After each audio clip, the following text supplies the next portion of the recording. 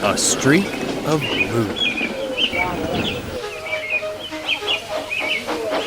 Thomas and Edward gave a splendid effort building the railway, but they weren't suited for fast mainline services. As such, the fat director purchased another engine called Henry. Although a good sort, he was prone to steaming troubles, which caused endless frustration.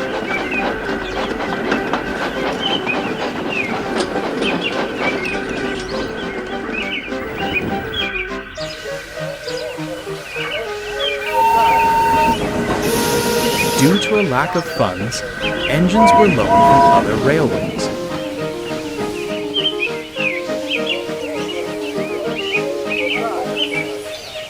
One of these, known only as 87546, fancied himself the savior of the line, and never failed to make it known. "Fret no longer," he declared, dragging Henry and his train into the big station, "for I have restored order to our timetable once more." "Does he ever tire of all that hot air in his boiler?" Thomas remarked to Edward. "I say, you, little one," the big engine beckoned to Thomas. "Be a good lackey, take my coaches and the indisposed away. I must rest my aching wheels." "Evidently not," murmured Edward.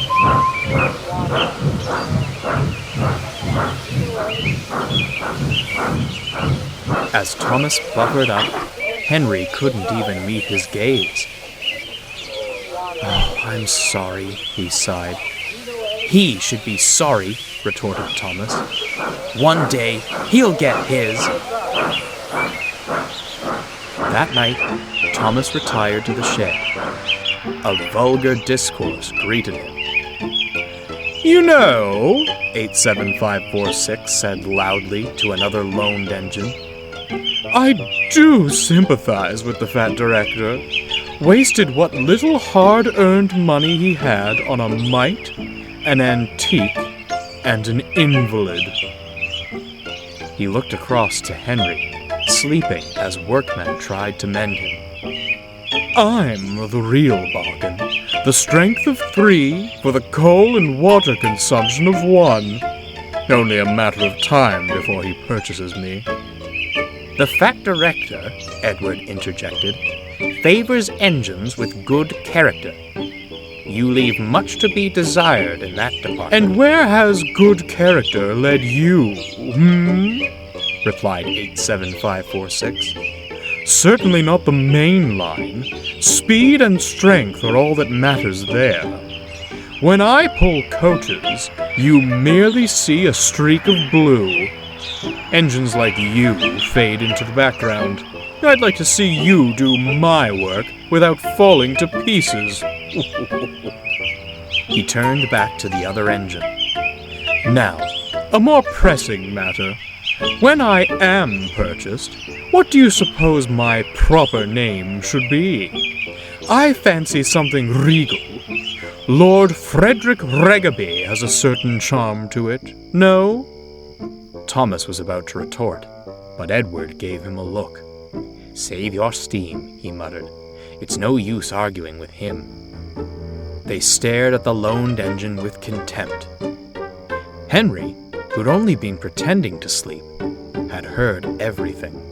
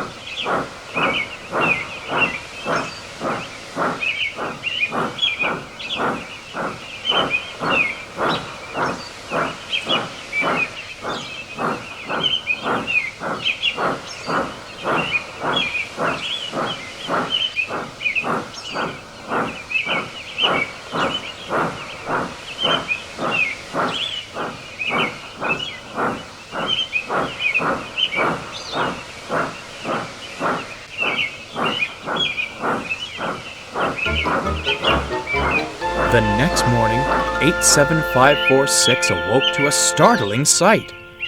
There was Henry, hissing and wheezing. "What the devil is this?" "Oh dear," Henry coughed feebly. "Thought the men had made me better."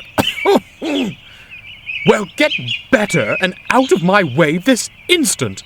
My admiring passengers are waiting. I demand extrication at once." But the other engines had all left for work. They couldn't have helped anyhow. "Worse and worse," the fat director scowled as he paced the platform. "The passengers cannot be kept waiting. I'm sorry, Edward. As the others have gone, you'll have to take the coaches." Edward gulped, staring at the long train. "Begging your pardon, sir, but this is a bit beyond my capabilities." "Not if I helped you," bubbled Thomas, shuffling alongside. "Two engines are better than one, sir. Besides, the others can manage their own shunting for a while." The fat director considered. "Very well," he said at last. "Off you go. Do your best, but take care." The engines backed excitedly onto the train.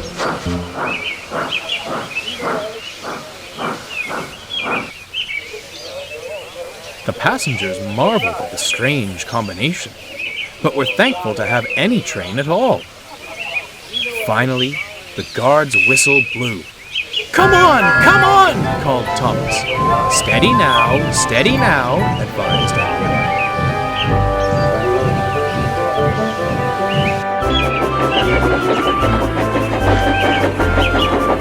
Soon they were on the mainland and having a wonderful time.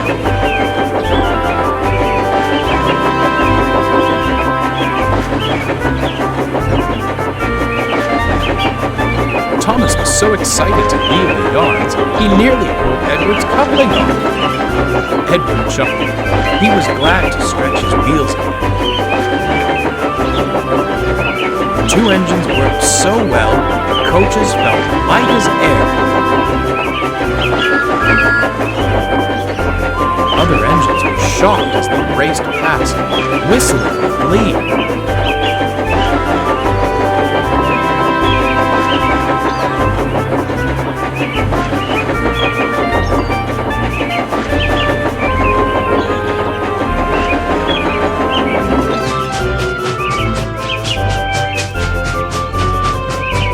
Later, they returned to the big station, exhausted but triumphant.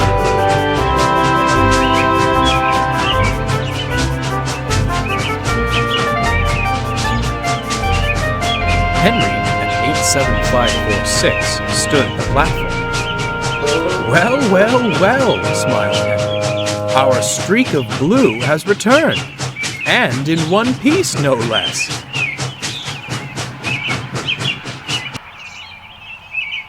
87546 scowled as the happy passengers swarmed out of the coaches. "What splendid little engines you are! Your director must be proud of you." "He's very happy with his purchases indeed," chuckled Thomas.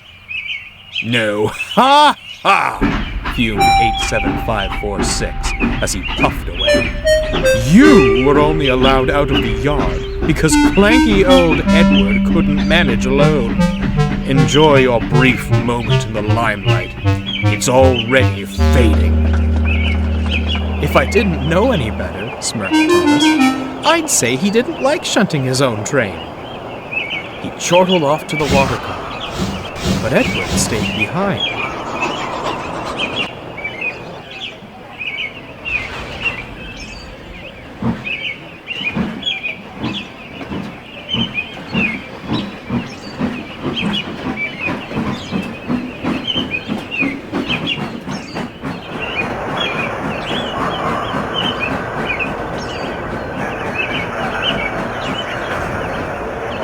"Are you all right, Henry? What on earth happened this morning?" "Oh, the usual steaming troubles. You know how it is." "Miraculously," he winked, "the problems seemed to vanish after you'd gone."